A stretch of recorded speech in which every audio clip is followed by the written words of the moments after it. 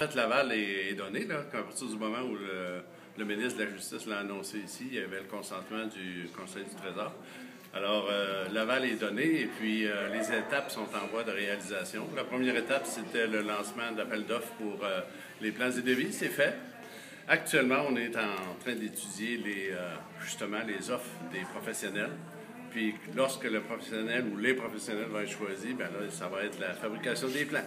OK. Quels sont les échéanciers? Là, quand est-ce qu'on doit ouvrir ces soumissions-là et tout ça? Là, en fait, moi, ce que je peux vous dire, là, je ne rentrerai pas dans ces détails-là, mais la construction, c'est 2016-2017. La construction devrait se terminer en décembre 2017.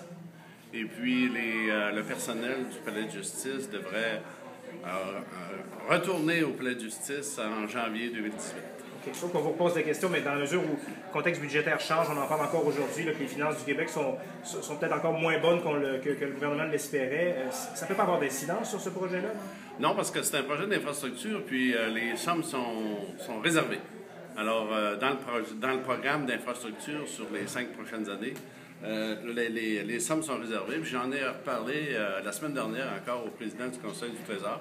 Je ne le rencontrerai pas spécialement pour ça, mais à notre caucus, dans une rencontre personnelle, on a glissé un mot sur le Palais de justice et puis il m'a dit de ne pas être inquiet que les sommes sont réservées puis que le Palais de justice va se construire. OK. Donc,